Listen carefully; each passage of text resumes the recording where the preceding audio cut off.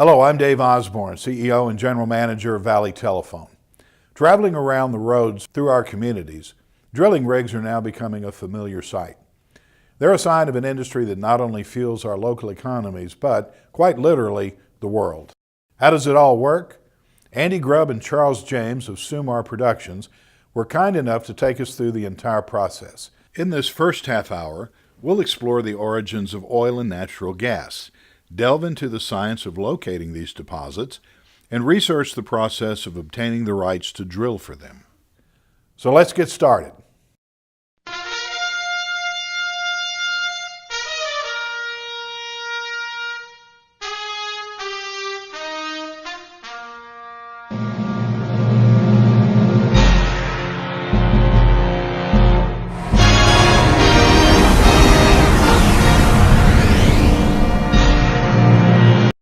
My name is Andrew Grubb. I'm the drilling manager for Sumar Exploration and Production based in Corpus Christi, Texas. My job is to plan and execute drilling programs for that company in South Texas. My name is Charles James. I'm land manager for Sumar Exploration and Production. It's an exploration company in Corpus Christi, Texas, headquartered in Corpus Christi, Texas. And we put together this project in Willacy County. There's a multitude of ways that these sorts of projects are put together. This particular project, my first job is to identify partners, negotiate agreements, put exploration agreements and operating agreements in place so that we can develop and get these projects drilled. We have geologists and geophysicists on staff. The geologists primarily deal with the subsurface control, dealing with the well logs. They're primarily the ones that come up with the ideas on where to look for possible traps for oil and gas. They're looking for reservoir quality rocks. So we look for, they'll start out with looking at well logs, identifying areas where there's reservoir quality rocks. Then they'll incorporate the seismic. The geophysicists primarily deal with looking at the seismic data that we have. Now, it's almost all 3D seismic data now. It's been shot. We either shoot it ourselves, we have proprietary data, or we buy data. We have to go back millions of years. I mean, the formations we're drilling into now were once shallow seabed deposits, and as the sea life dies, their bodies settle to the bottom of the ocean, become encased in the silt, muds, and sands that also are filtering to the bottom of the ocean at all times. And as those marine organisms decompose, they generate hydrocarbons, which under high temperature and pressure become natural gas and in some cases crude oil that we have today. What we have is solid rock that has microscopic pores in it, almost like a sponge if you can imagine that, but the holes in the sponge are just tiny, tiny. Can't even see them with your naked eye. And that pore space is where the oil and gas are found, and which is why we have to fracture it in order to get it to flow, because it won't flow on its own. And along with the marine animals, you also have seawater that's encased in the tiny pores in the rock space, so that's why we almost always have some salt water encased in these reservoirs also. And so over time, depending on how the earth tilts and moves, over time, the gas and oil that are created by the decomposition of the marine life will migrate just due to gravity. Oil and gas are lighter than water, so they'll try to migrate uphill underground. The water will move farther down, and you'll collect little pockets or pools of oil and gas in porous rock deep underground. The sands we're going for are it actually is a sandstone. I may use the word sand, but that doesn't mean it's like beach sand, it's loose. This is consolidated hard rock, a sandstone. And it is of Frio age. It's younger than Jurassic and Triassic. This is younger than the dinosaurs, but a lot older than we are. But it is a sandstone, not a shale. This is not one of the shale plays you may have heard about a lot. There's two components, to every oil and gas project, two primary components, and you have to have reservoir quality rocks, so you have to have reservoir, and you've got to have a trap. In other words, if there's not something there to trap the oil and gas, it just migrates through, or has migrated through. After the marine organisms fall to the bottom of the ocean is the earth tilts. A lot of that tilting and structural change is due to faulting, which can tilt those initial level layers into something tilted. And if you have a fault up here, the sandstone may be, whereas it had been continuous sandstone, when something is faulted or fractured due to tectonic movement, suddenly they shift, they're offset, and you have a sandstone that is truncated against a shale formation, which keeps the oil and gas trapped at that point. And so that's what you look for, one form of trap. A common trap is generally in this area fault traps. You can have four-way anticlines. Those were the most simplistic traps at the time, where you had all stratas laid down originally horizontal. There's something that causes something different to happen in the subsurface that would create a trap. A four-way anticline is where you just have a bump, basically. In these traps, you know, you have gas is the lightest substance, so it's going to be at the top. Then you have oil, and then of course water. The sandstones that we produce in South Texas are typically bounded and sealed by the shales. As tight and as hard as it is for the oil and gas to flow through these sandstones that I've described, it's virtually impossible for them to flow through the kind of shale rock that we have in South Texas. And so a typical sandstone that we would produce will have an overburden. I mean, the rock immediately on top of that would be a shale, and immediately below it would also be a shale. We have geologists and geophysicists on staff, and it's their idea. They generate these ideas all the time, these prospect ideas, places that we can drill for oil and gas. A geologist primarily concerned with the subsurface control and coming up with the idea of where, okay, this is an area where we know there's a good reservoir. By using the location of old successful wells in conjunction with seismic data, Chuck is able to make an educated guess as to where the best drill locations should be. Now that we know how hydrocarbons form and where to find the best drill sites, Chuck James will take us through the process of acquiring mineral rights when we return.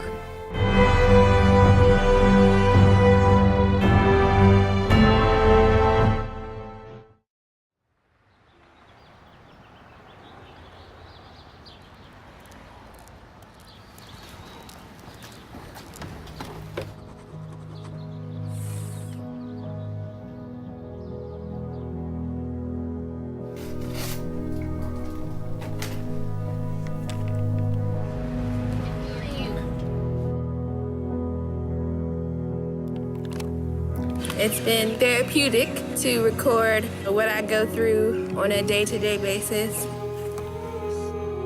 I just remember thinking, what am I going to do? I have a newborn. I can't lose my wife. What they did for me was give me that break to be able to get it together. Hi. Comfort to me is knowing that out there, her life still goes on, and those recipients. And once you hit rock bottom, there's only one way to go from there. People know that there is always hope. Regardless of where you're at in your life, you just don't know what's going to happen or who's going to be there to help you. It still hurts, and I just want it to be okay. You gave me life. I looked down at my hands and realized I'm doing CPR. I wouldn't be here if it wasn't for this guy. There's a lesson to be learned. Life is short.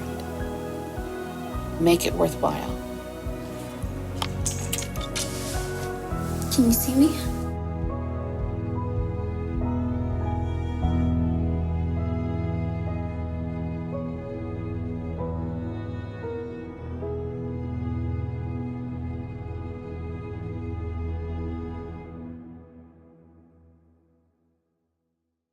VTX1 now offers affordable advertising rates on top-rated networks on the most popular shows. Now you can grow your business by choosing to advertise on the programs your customers watch. Take advantage of VTX1's TV coverage area and reach your customers with your own TV commercial. VTX1, we've got you covered. Call 1-800-446-2031 to get started today.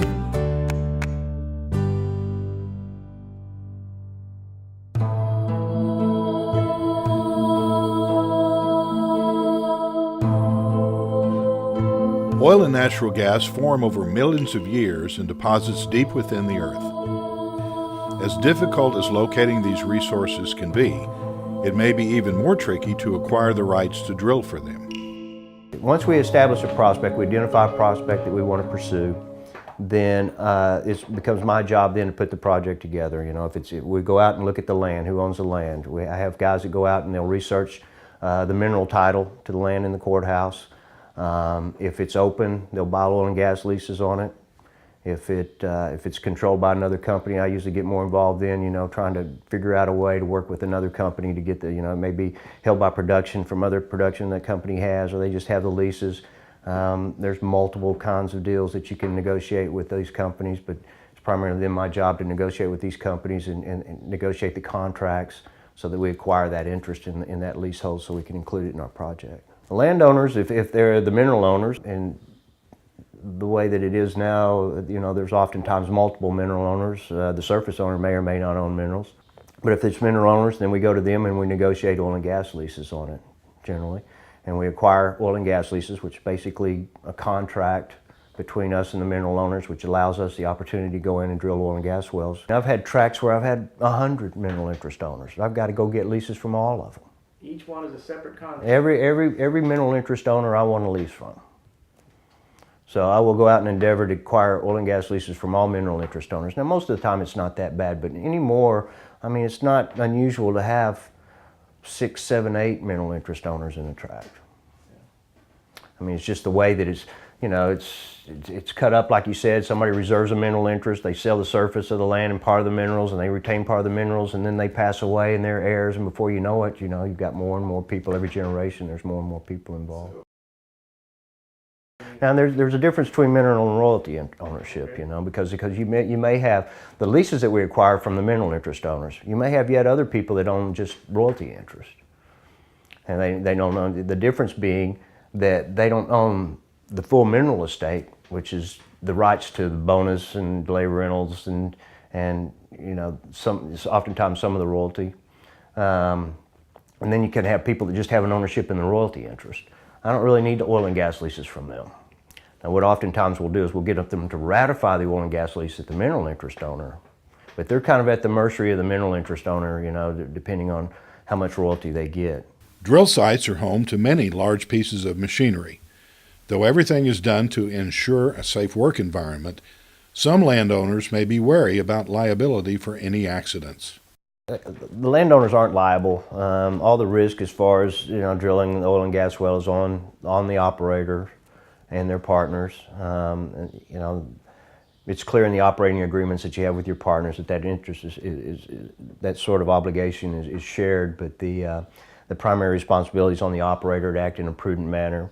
And all the risk is on them. Most leases now have what's called indemnity clause, where you indemnify the mineral interest owners against anything, any kind of third-party suit or third-party claim against any sort of injury or anything like that. And mineral owners are not liable for that sort of thing. When we return, we'll learn about the final legal hurdles that must be overcome to begin drilling.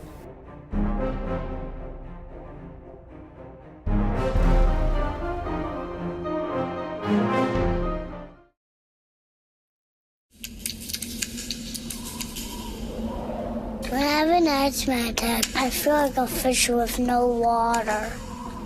Learn how to prevent your child's next asthma attack, because even one attack is one too many.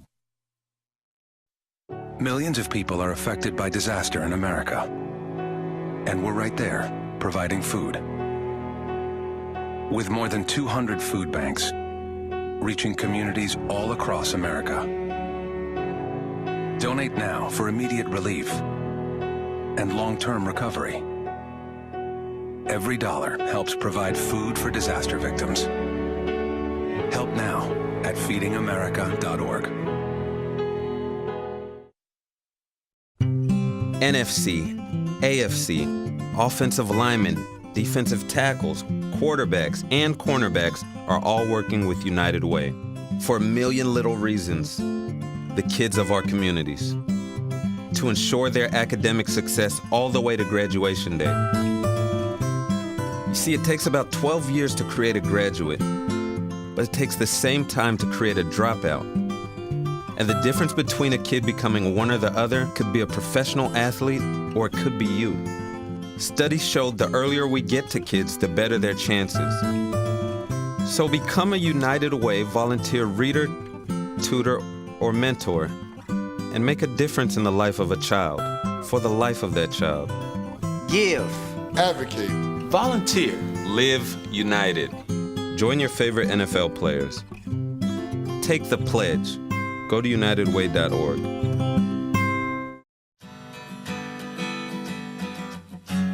How far would you go to help someone? Would you go to the end of your driveway? Would you cross a street?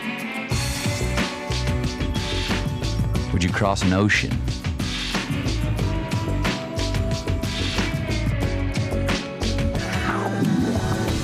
To a place 6,000 miles from home? And how long would you go? Would you go for a week? A month? A year? Would you go for 2 years? Would you go if you could use your knowledge to teach someone, and in the process, maybe learn something yourself? Life is calling. How far will you go? Peace Corps.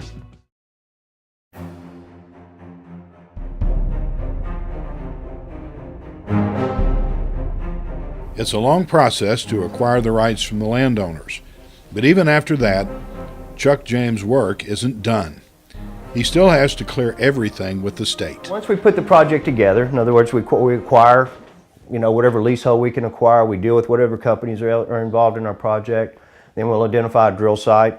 Once we identify a drill site, then I will have an abstract prepared. An abstract is basically every legal instrument that affects the tract of property that we're going to drill on. It's recorded in the courthouse, will be put together. Copies of it are made, and it's put into an abstract of title, basically, that I present to a title attorney who renders a title opinion on it. His opinion on who owns all the mineral interest and how it's owned and what problems there are associated with that ownership. So once I get a title opinion, I'll know that if I bought oil and gas leases from the right people, and even if I've required oil and gas leases from the right people, there's oftentimes requirements in the title opinion. In other words, there's flaws in the title. Somebody didn't execute the deed properly, or the wrong guy executed the deed. It can be any number of things. And so we have to cure the title opinion to make sure that we have clean title to the tract of land that we're going to drill. In other words, we want to make sure that we own all the rights before we spend a lot of money to drill the oil and gas wells. And that's really what that process is. The petroleum industry has brought new life to many of our neighboring towns. It provides fuel for heating our homes, cooking our food, and powering our vehicles.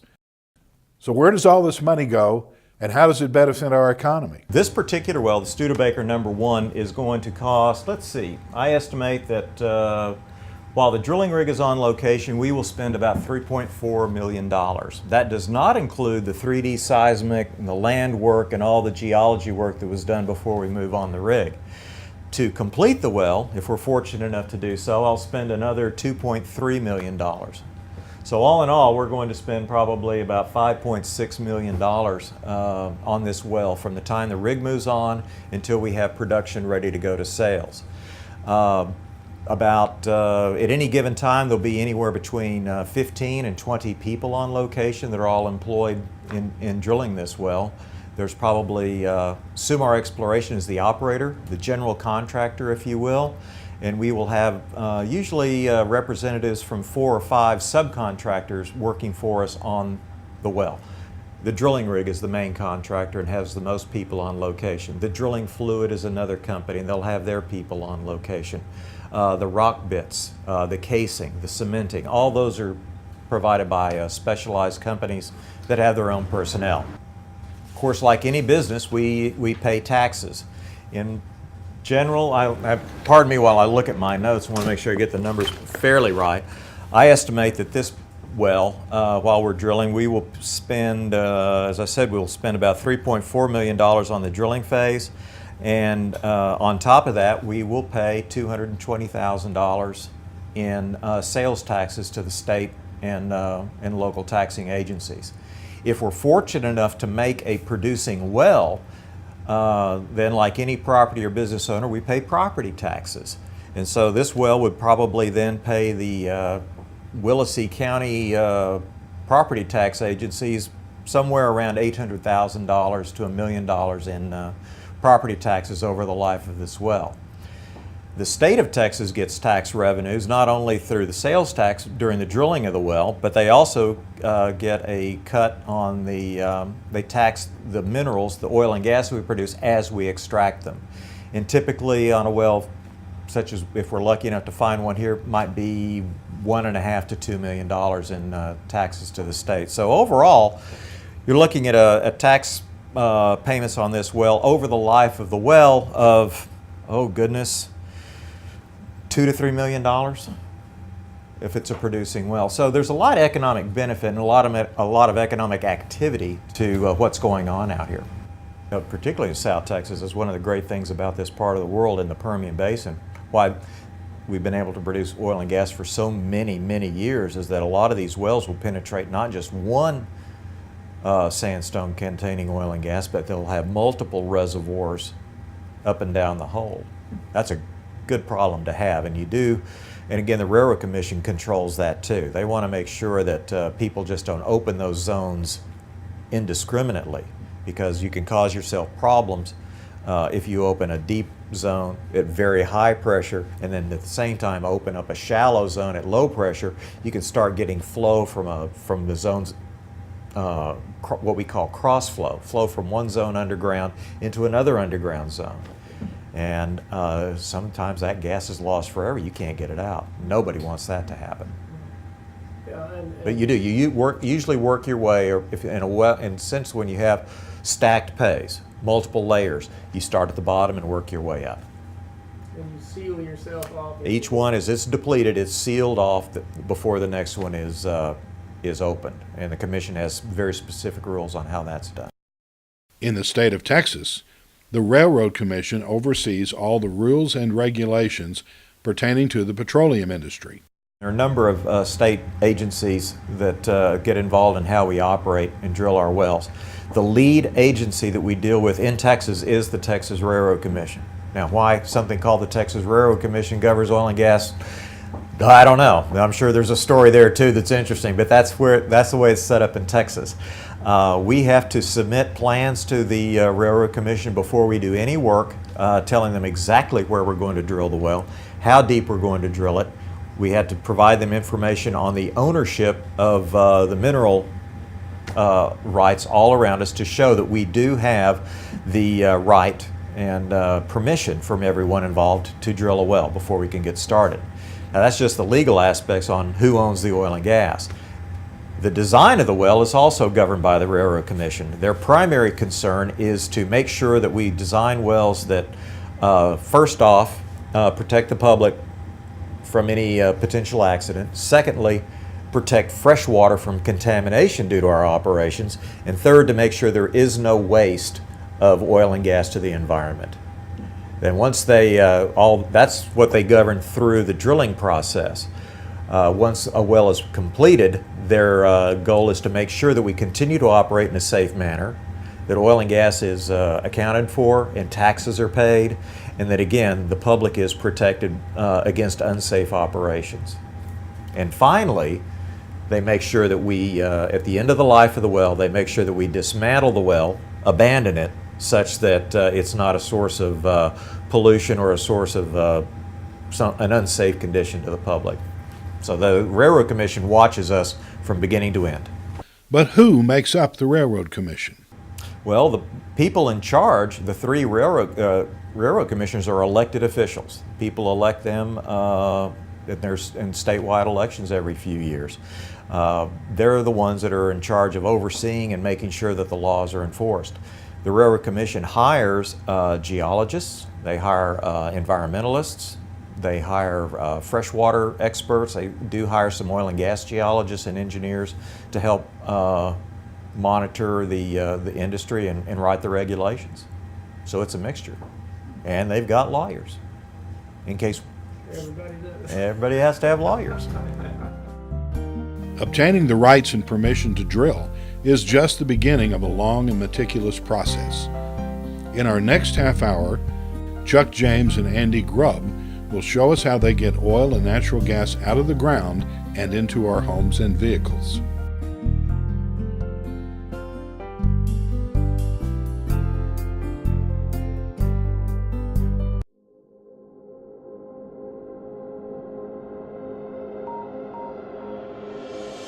Here at VTX, we strive to revolutionize the broadcast experience for our viewers. Romaine, lettuce, and red onion came from my garden. They sure did. So let's begin by chopping the broccoli.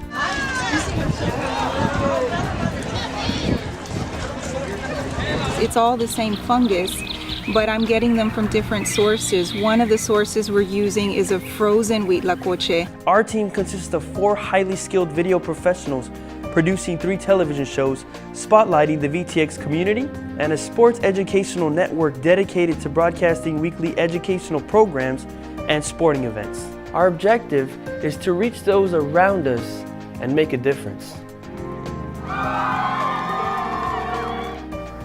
Tell me when your son used the maroon and the blue uniform. Tell me those stories.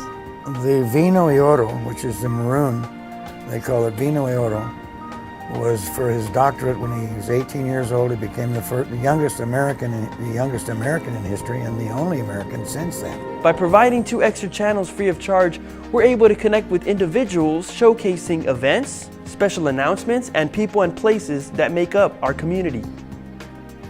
Flavor is very mild. Okay. We can add salt if you like, but we're not gonna do it right now. So instead we're gonna put the bacon so that's very salty. Saltiness. There you go. The joy our viewers get when they see themselves portrayed in such an amazing way makes it all worth it. La misma técnica y el valor con el que uno nace y que ese valor crece cuando se dominan los sabios de torear. 20,000 acres of brushland at a time, and hire crews from Mexico to come up here and live in the brush in tents and clear brush by the acre. So if you have a great story, please contact us at 956-642-1305.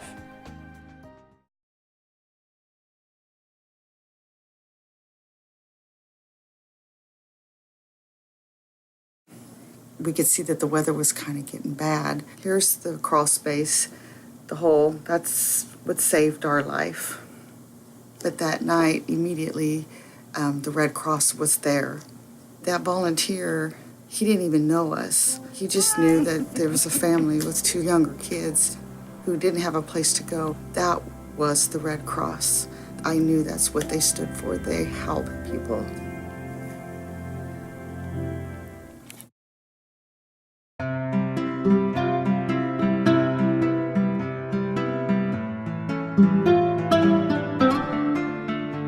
After navigating the arduous legal and regulatory waters needed to obtain the rights to drill the oil, the fun part begins.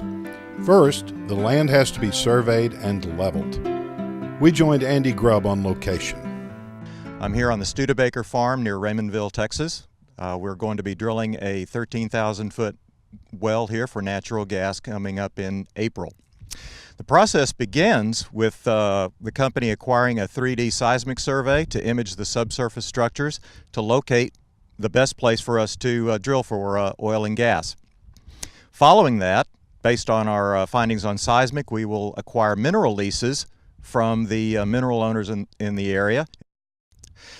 Today, we were here with the surveying company to locate the exact spot where we will drill the well and to lay out the boundaries of the access road and the location pad for the drilling rig.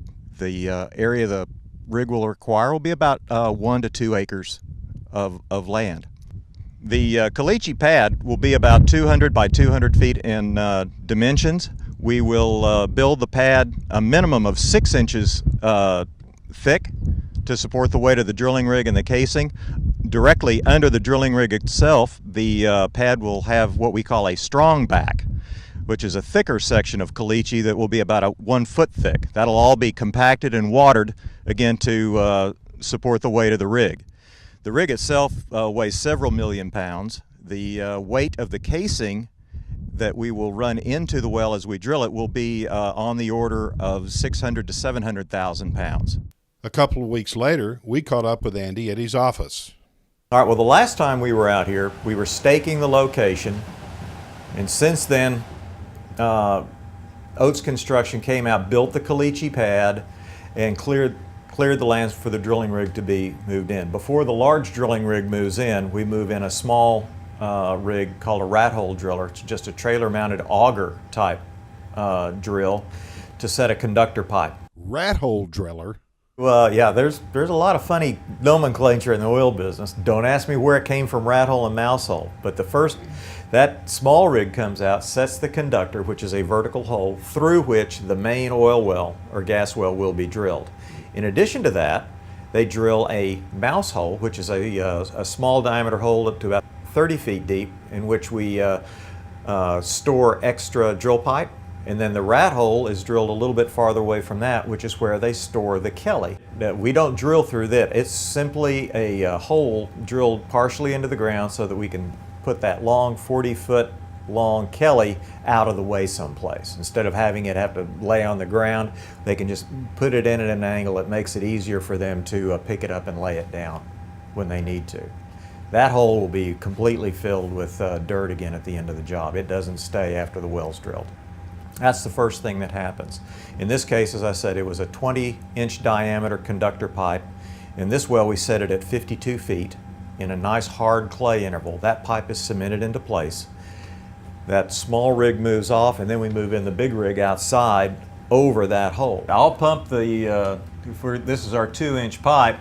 I'll have a cement truck pump cement down this 2-inch pipe all the way to the bottom, and then that heavy cement will fill up the outside space around that pipe. So that 20 inches cemented into the ground, solid all the way around. Okay. I'll fill that hole from bottom up with cement. It's not always done that way, but I always do it that way because it's a better way I get a better cement job that way. Some people do, if it's shallow, like if you're only setting the conductor pipe, it's say 20 feet or 30 feet. Some people will just bring a ready mix truck and pour cement into the outside of that pipe. We pick up a 17.5-inch diameter bit, and to use our visual aids here, that goes down the inside of that 20-inch piece of pipe, and in this case, for this Studebaker well, we drilled a hole that's 17.5 inches in diameter down to a depth of 2,000 feet. Now, that is our surface casing depth.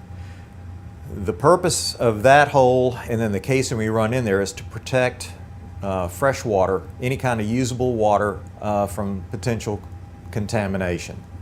So we'll stop when we get below the depth of the deepest fresh water, which is governed by the state, in this particular 2,000 feet in this area. And actually that's even deeper than we had to go, but to make the well safer, we stopped at 2,000 and asked permission. The state reviewed our request and allowed us to go to 2,000 feet.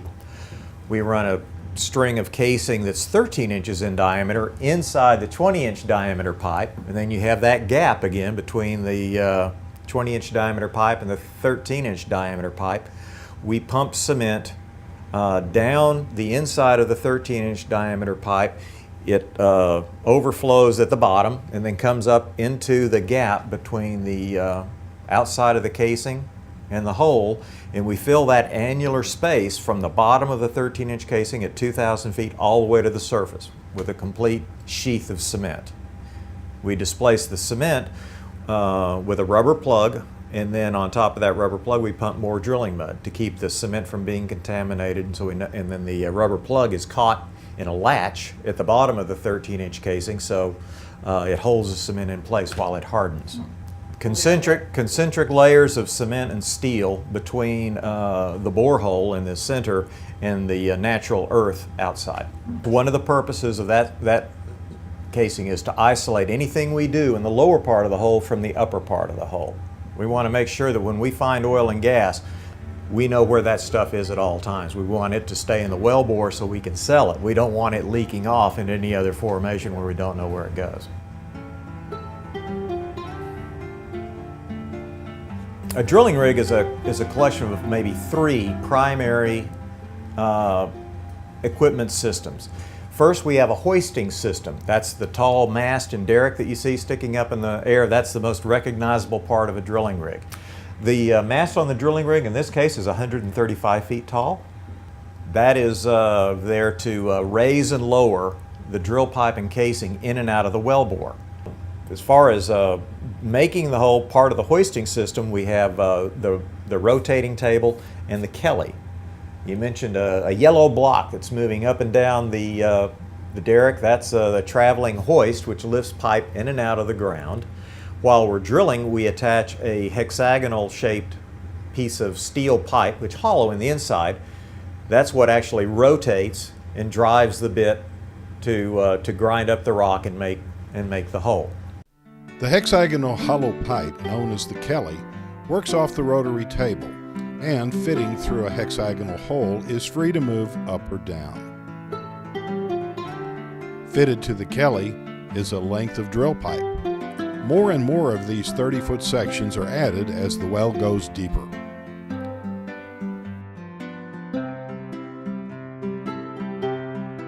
At the end of the drill pipe is the drill collar, and below this, the bit. There are many different kinds of bits. Drill bit technology has changed a lot over the last 20 years. The bits that have been used for most of the life of the oil and gas business in the United States are tricone bits that were developed by Howard Hughes Sr. back in the, I guess, in the 20s. We still use those in some areas, but over the last 20-25 years, we've developed new bits called polycrystalline diamond bits, or PDC bits. They use synthetic diamonds to scrape away the rock. They're much more durable than the old tricone bits, and they, in some formations, they drill much, much faster. And so that's one thing that's enabled us to drill wells much faster today than we did 20-25 years ago. The drilling crew is comprised of floormen. There are usually 3 floormen. They're the least experienced or the newest employees. The derrickman is the man who has to climb up the mast and is more experienced, a senior floorman, so to speak. And once he becomes sufficiently accomplished and experienced, he would be promoted to become the driller. And the driller is the man that's supervising and operating the rig from minute to minute to minute during his 12-hour shift. The tool pusher oversees 2 or 3 drilling crews. There are a couple of ways our company superintendent or company man on location can monitor operations. He can be up on the floor with the driller and the rest of the rig crew watching what's going on minute to minute, and he does that much of the time. However, there are times when he can't do that, be there in person. So around the location, we have these monitors that enable both the tool pusher and our company man to see certain important drilling parameters that are ongoing. We have the depth of the hole, we have the hook load, how much weight of pipe is hanging in the derrick. We can tell how fast the pumps are pumping. We can tell pump pressure, which in this case is 1,760 pounds per square inch. We can tell how much flow we have, which is the pump flow, not the well flowing itself. We don't only have these monitors on location, but I have one back in my office in Fort Worth, so I can monitor what's going on as well. The meeting today we had on location is often called a spud meeting. Again, another one of those terms in oil and gas. Spudding is when the well starts to drill. It has nothing to do with potatoes. I have no idea where that came from, but before a well begins or shortly after it begins, I like to get all the parties and companies involved together in one room, go through the plan step by step by step, make sure that everyone understands the well design, the potential problems we may face, so that we are all on the same page and as well informed as we can be before we get too involved in the drilling operation. Gives everyone a chance to ask questions and clarify any uncertainties they may have about their role in the drilling operation. During the drilling of the well, there'll be operations will go on for 24 hours a day. There will be anywhere between 15 and 30 people on location at any given time. The rig crews will live on location while the well is being drilled. They'll have their own bunkhouses and kitchen facilities. The crews work 12-hour shifts, day and night, not stopping or shutting down for anything. It's hard work, pays well, but it's a hard life. The rig crews spend a lot of time away from their families. When we return, we'll take a look at the second of the oil rig's three systems, the circulating system.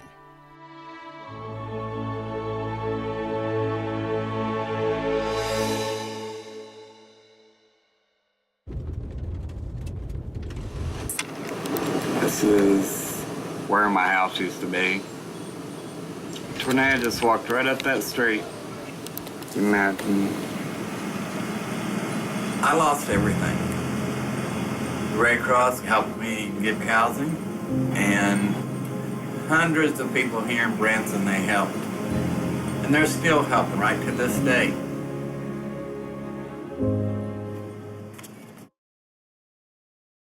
It's a beautiful day out here. Sunny today with light breezes, giving way to clouds in the afternoon. We could see some light precipitation to moderate precipitation later on, followed by powerful storm-like conditions. 90 miles per hour winds are expected. Authorities are asking everyone, stay indoors. Come on, that's it. Let's go.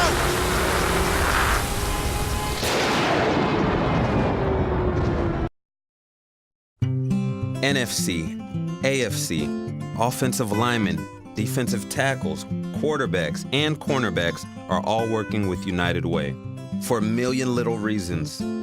The kids of our communities. To ensure their academic success all the way to graduation day.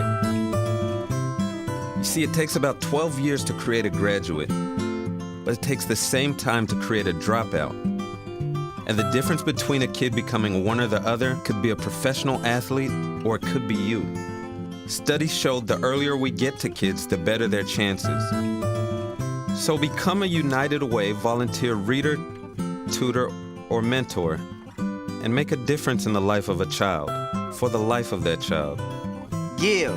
Advocate. Volunteer. Live united. Join your favorite NFL players. Take the pledge. Go to unitedway.org. Me llamo Raquel Mendoza y esta es mi vida. Mis hijos están envueltos en muchas actividades. Eso requiere mucho estrés y correr para acá y para allá. A veces mi familia necesita un escape. Este lugar trae mucha paz y hay mucha calma, mucha naturaleza. Quiero regresar con mi familia más seguido. Encuentra el bosque más cercano en descubreelbosque.org. El bosque, más cerca de lo que crees.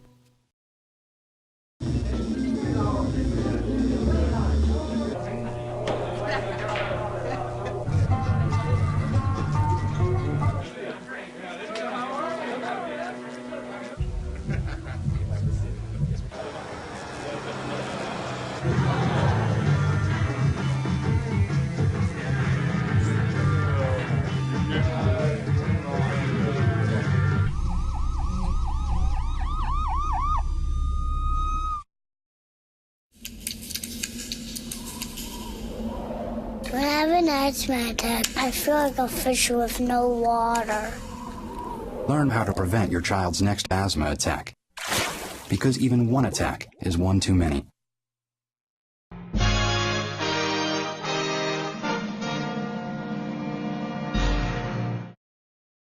After going through the ins and outs of the hoisting and drill system, Andy Grubb continued on to the circulating system.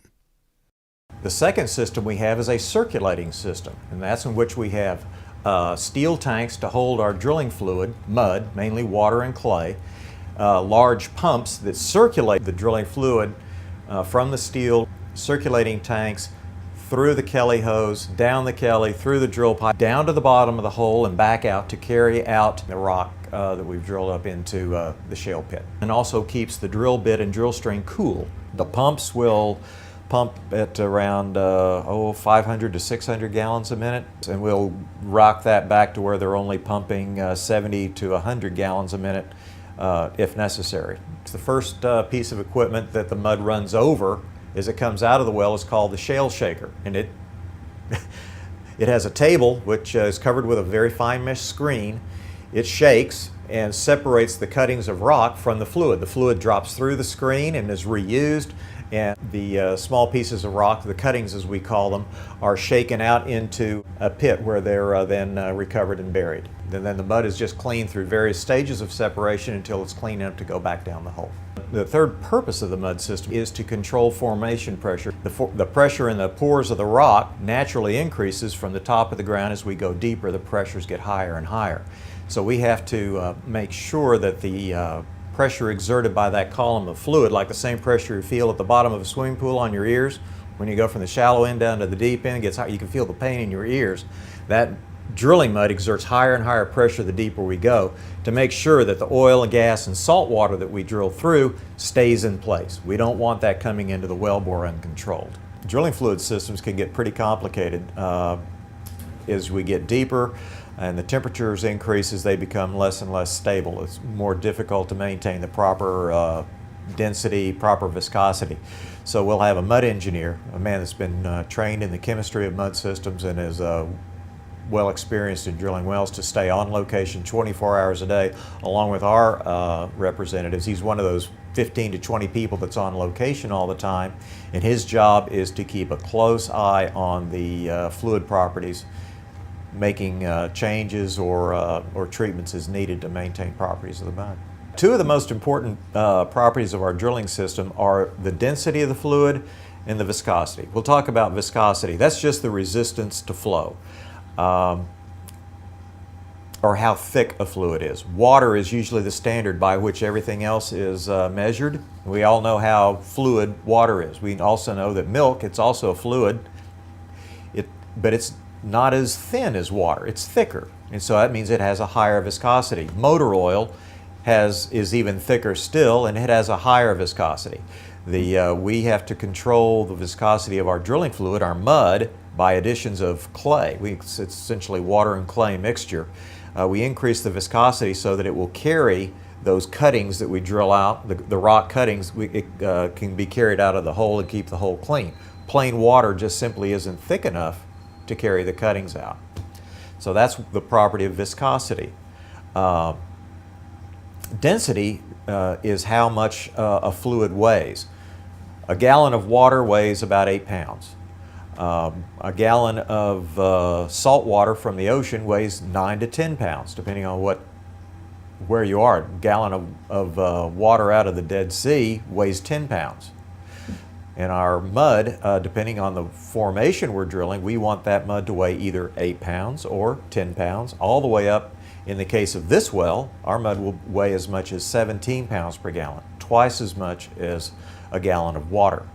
We get that increased weight or density by adding barite, which is an iron oxide or an iron ore compound ground up very small. And again, the mud has to have viscosity so that that heavy barite doesn't settle out to the bottom of the hole. It needs to stay suspended in the mud. So the density and viscosity work together. We will use freshwater mud in this hole until we get down to 10,000 feet. After that casing string is set, we will displace the freshwater-based system with an oil-based system. Ultimately, when we drill to the final depth, this well will be drilled to 13,000 feet. So once we've set pipe at 10, we've got 3,000 more feet to go. And the mud weight will increase from 13 pounds per gallon up to 17 pounds per gallon at TD. That's a bottom hole pressure of almost 11,000 pounds per square inch. The surface pressure, atmospheric pressure here on the top of the ground is 14.5 pounds per square inch. So it's very, very high pressure, which is why we use multiple strings of casing, of steel casing and cement to make sure everything's isolated and controlled. And it gets very hot, and then we discussed earlier some of the chemicals that go into it, which is primarily just water and clay, the bentonite clay. At very high temperatures, that bentonite clay gets thick. And you can see how the mud at surface temperatures, like today, it's almost just like water or milk, maybe a milkshake. It is the way it's supposed to be. At very high temperatures, it can almost become silly putty or a DQ blizzard consistency. Can't pump that stuff, it's too thick. The oil-based system is safer to use in deep wells because it's much more stable at high temperatures, and it's easier to maintain at high temperatures and pressures. From that point on, none of the mud or the cuttings hit the ground. We go to what is called a closed loop system, in which we collect all the cuttings, all the waste mud in steel pits, which are hauled off to a licensed disposal facility. We have a man on location. In this case, we'll put him, he'll install his equipment in his small portable lab on location at about 8,000 feet into the drilling operation. He'll collect samples that we drill, samples of the rock, samples of the gas and fluids if we recover any, to try to estimate and keep track of exactly where we are in the geologic interval. Two reasons for that. Number one, he wants to report any signs of oil and gas that he may observe as we're drilling, which would be good news for us. But the other thing is he wants to help us find and detect signs of changes in pressure that we talked about earlier. That will give us an idea on how close we are to needing to set our next string of pipe, how close we are to our target, so we can prepare for any problems that may crop up before we run into them. The cuttings from an old rock bit might be,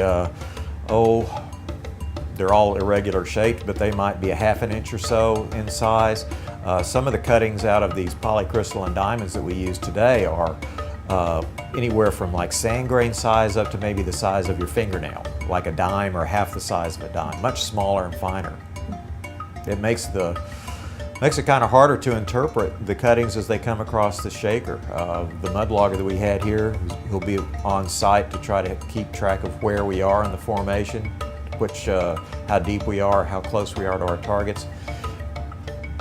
That job has become much more difficult using PDCs because the rock samples he gets are ground up so much smaller. After the break, we'll take a look at the third and final system on an oil rig, the pressure control system.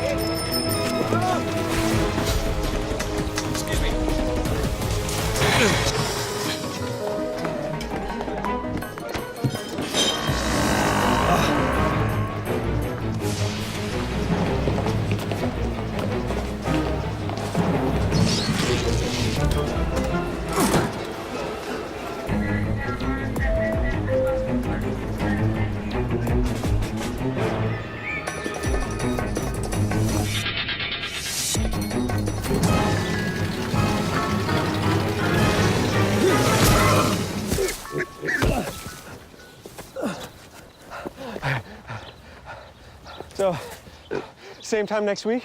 Well, of course. Put away a few bucks, feel like $1 million. For free tips to help you save, go to Feed the Pig.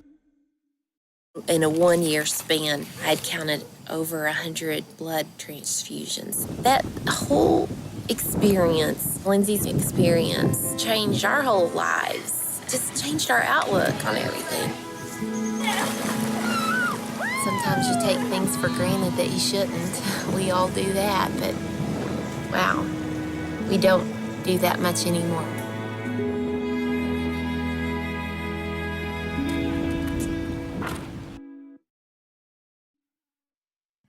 Want to to know more about interesting people and places in South Texas? Follow me on a journey of inspiration and insight that will offer a deeper connection with people and businesses in our community. This is called scary situation now. This is not an easy business. Don't miss new episodes of Backroad Reporter with Annie Studebaker on VTX TV Channel 1. Peace Corps is a life-defining leadership experience.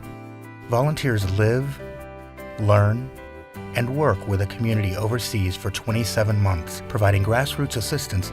Peace Corps is special because volunteers get to work first-hand with community members. We build personal relationships. We are in the homes, we are in the community centers, we are in the organizations. We are just amongst the people, making decisions with them, interacting with them on a daily basis. After the 2 years of serving the Peace Corps, I feel like I have brought something to the table. Looking back and seeing what I have given, I can honestly say that I've received 10 times as much back. Explore how the Peace Corps can fit into your future. Be a volunteer. Watch the full PSA at a screen near you. Visit peacecorps.gov/be.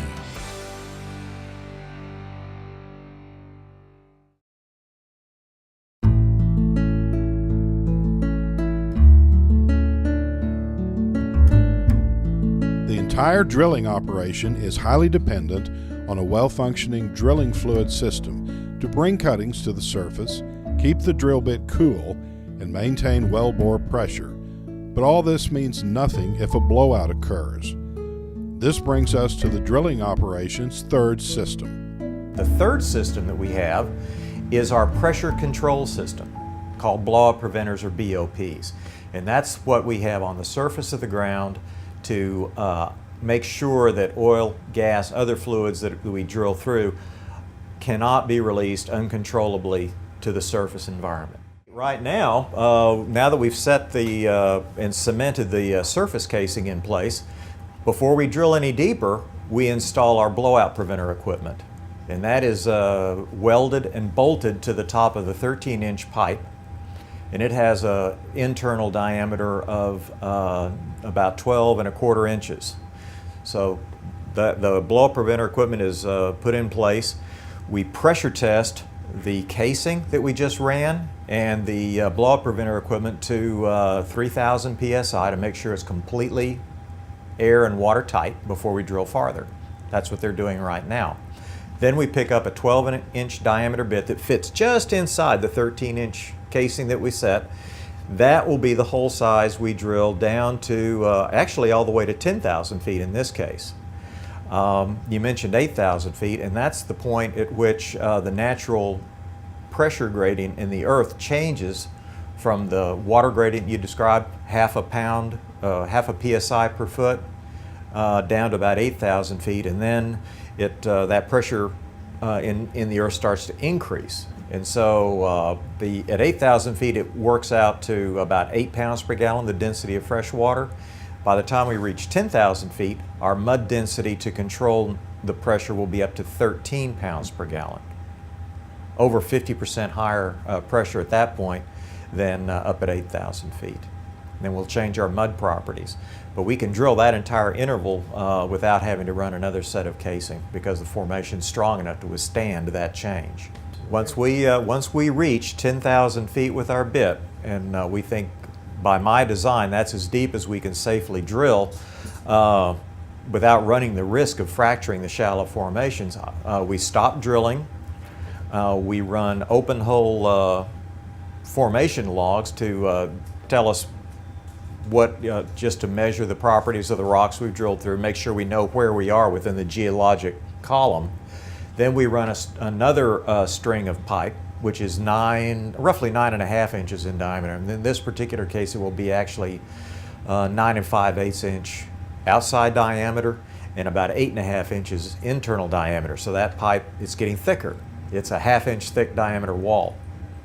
We remove the drill bit and the drill pipe from the hole, as we saw them pulling it out in triples. The well's dead. We then lower the 9 5/8 inch diameter casing into that same hole all the way to bottom. It's a continuous string of casing from the surface all the way down to 10,000 feet. Same story. We take cement, pump it down the inside of the pipe. The cement flows out the bottom of the pipe. It's followed by a rubber plug which latches in the bottom of the 9 5/8 inch casing, and we trap another cement sheath behind the 9 5/8. Now that cement sheath is not brought all the way to surface. It usually covers about the bottom 2,000 feet of casing, and in this case that gives structural backup and rigidity to the casing string and isolates the upper part of the hole from what we drill next, the deeper part. So, but we've already cemented off and protected all the surface fresh waters with 2 strings of pipe already, so we don't need to bring more cement up shallower. So there's 3 main systems on a drilling rig: the hoist, which is the big one we see, the circulating system, and then the blowout control system. Drilling rig will be on location for about 6 weeks. We'll set various strings of casing in the ground. First off, to protect fresh water. Secondly, to isolate zones which may be productive of oil and gas from surface fresh water. At the end of the job, we will hopefully find commercial quantities of gas that we can produce. The drilling rig will move out and we'll install a production facility on the location, tie into a nearby pipeline, and the well will then produce for anywhere between 5 and 15 years. When we return, we'll wrap up the drilling operation and take a look at the production phase.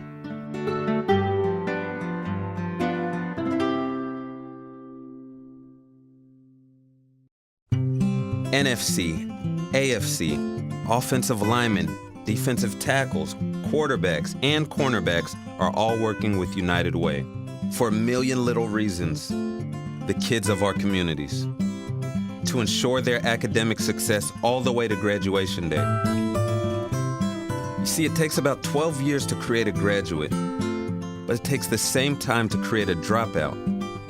And the difference between a kid becoming one or the other could be a professional athlete, or it could be you. Studies showed the earlier we get to kids, the better their chances. So become a United Way volunteer reader, tutor, or mentor, and make a difference in the life of a child, for the life of that child. Give. Advocate. Volunteer.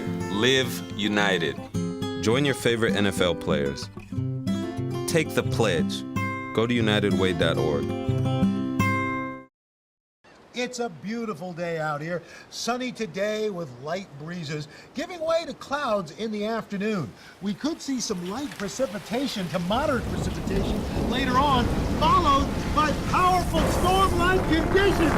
90 miles per hour winds are expected. Authorities are asking everyone, stay indoors. Come on, that's it. Let's go.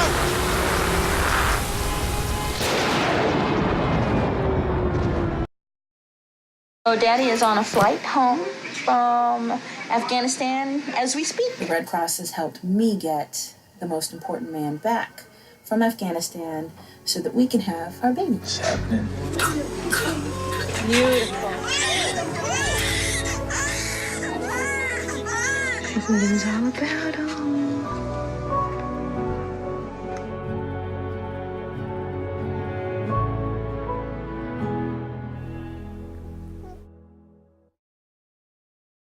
You already know VTX1 offers the best in television entertainment. But did you know that we offer premium programming for HBO? Upgrade to HBO and experience hit original series like Game of Thrones and True Blood, World Championship Boxing, and the biggest and best Hollywood movies. Get 7 great HBO channels and 2 more channels for our HD subscribers. All this for only $19 a month. HBO on VTX1. We've got you covered. Call 1-800-446-2031 to upgrade today.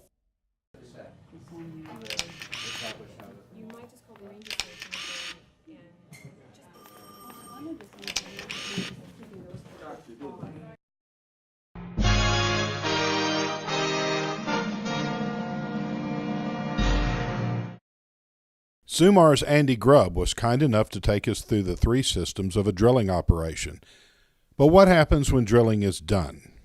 The drilling rig and the drilling operation for this well will take about 35 days, so a little over a month, maybe 5 weeks. After that happens, if we find oil and gas, we will remove the drilling equipment from location. We'll fill in that rat hole and mouse hole I told you about, and we'll be back to having a flat caliche pad with an assembly. We call it a wellhead or a Christmas tree of valves, again, that are used to control and keep all the formation fluids in the well so they don't flow uncontrollably. We will perforate. Perforating means we'll lower some explosive charges on an electric line down into the well so that we can set off those charges, which actually blast long, narrow tunnels through the casing, the cement, into that specific formation. We're very careful about how we position those guns. We want to make sure we only shoot the zones that have oil and gas. We don't want to make water or salt water or anything like that. Porosity and permeability are two important properties of the reservoir rock. Porosity refers to how much open space there is in the microscopic structure of the rock. We talk about solid rock, but rock isn't completely solid. It's made up of millions of tiny, tiny little grains of minerals or sand, and those little tiny grains are cemented together. And in between those little grains are little cracks and voids which make up the porosity. Now, just because they've got all those little cracks and holes in there doesn't mean that gas or water can flow through the rock very easily. How well the porosity is interconnected, one pore space to another within the rock, is a measure of permeability. High permeability rocks enable gas, oil, and water to flow very easily through them. Low permeability rocks, which is the primary reservoirs that are left in the United States to go for or to look for, are low permeability rocks. They won't flow naturally on their own, and virtually all those reservoirs that we go up for today have to be hydraulically fractured. It's a way of enhancing or amplifying the natural permeability of the rock. We're just giving Mother Nature a boost. The rocks we'll drill here have too low porosity or permeability to flow naturally on their own, so after we perforate, then we fracture, which involves pumping large volumes of water into the ground at high enough rates and pressure so that the rock literally cracks open. It doesn't crack open very high, but it does crack open usually through one formation, and it'll go out maybe 500 feet or so. Now, if we remove the pressure, then the fluid will leak off into the formation. That crack closes. We've done nothing permanent for producing the well. So the fracked fluid contains proppant. It's shallow wells, it can be sand. In this deep well, it would be a manufactured proppant, as I say, some sort of ceramic or small pellets of an aluminum oxide or an aluminum ore. When the fluid leaks off, the frac fluid leaks off into the formation, those tiny pellets of proppant keep the walls of the fracture apart so that we create a pathway for the oil and gas to flow from the formation into the wellbore and then out. It's also pumped at very high pressures. Typically, in the valley, when we're fracturing a well at 12 to 13,000 feet, as we will on the Studebaker property, we will pump at 1,600 gallons a minute, and we will be pumping at pressures approaching 10,000 psi. That would be enough to fill a typical swimming pool in about 10 minutes or less. Wouldn't take long. So it's high pressure, high flow rates, and very expensive. You're spending money there at an incredible rate. Each frac job costs about, it could cost around $400,000 to pump. So you're spending, since the job takes about 4 hours, you're spending $100,000 an hour. So that's kind of fun to do that. You hope it all goes well, and you hope you get good results at the end of the day. At the surface of the ground, we'll have some equipment to separate the formation fluid separate the gas, which will go into a pipeline. The oil will go into storage tanks from which it will be trucked to a refinery. And if we make salt water, which is naturally found in most rocks down deep, that will be trucked to a commercial saltwater disposal well, which we have one about a mile away. We visited Presidio's saltwater disposal facility and spoke with Danny Guevara about the filtration process and how the salt water is pumped back down to the Earth's surface. When salt water is found in the same formations as oil and gas, when operators produce gas wells, the salt water flows up to the top to the surface, and it is separated from the natural gas, the oil, and the water. As the water accumulates, trucking companies are called in to pick up the salt water and brought to facilities like my own. Every time an oil and gas operator produces a well, where we receive it, we process it, and we inject it back into the ground. The formations we inject to are formations that produce salt water. They're natural saltwater formations. There's no fresh water, there's no oil and gas, they're saltwater formations. So production is all automatic. It goes on 24 hours a day, 7 days a week, and is monitored by usually 1 or 2 visits to the well every day by our field operations folks. Some people call them a gauger, some people call them a pumper. We call them a lease operator because they do a lot more now than just gauge tanks or pump a well. In addition to the human supervision that comes by once or twice a day, we'll have remote sensing devices to constantly monitor the pressures, flow rates on the well and the casing to make sure that everything's going normally, and to alert us if any of the equipment starts to malfunction. When we find a new reservoir in a deep well like this, 12 to 13,000 feet deep, the natural pressure in the reservoir underground can be as high as 9 to 10,000 pounds per square inch. To put that in perspective, atmospheric pressure here on the surface of the ground is about 14.7 pounds per square inch. So it's very, very high pressure. The pipelines, which gather the gas from gas wells like we're about to drill here, typically run about 700 pounds per square inch. So we should have, initially, when the well is completed, sufficient natural pressure to force the gas from the reservoir through our production facilities into the pipeline, from where it will go to a natural gas plant. In this case, the plant is up near Falfurrias, actually La Gloria, and there the gas will be cleaned of any impurities. Some of the excess natural gas liquids will be removed. Facilities on the location will take out water that may come up with the gas and any oil that is also produced along with it. The natural gas comes out of the ground and it contains everything from methane, which is the lightest hydrocarbon, all the way to very heavy hydrocarbons, which make up natural gasoline. It's not like heavy crude oil, the black oil, but it's very clear, lightweight products. That's why we would take the natural gas into the pipeline to the natural gas plant. That's where those heavier molecules are separated from the light methane, which is what we burn in our houses and burn in power plants. Those heavier components will be used to make plastics or aviation fuel, gasoline, or to make the compressed propane and butane fuels that people use as fuels as well. From places like this, oil and gas make their way to refineries and eventually to our homes and vehicles. To think it all comes from our own backyards, worked by the men and women who make up our communities. I hope you enjoyed this special look into an especially vital industry. For Our Communities newsletter, I'm Dave Osborne. Until next time.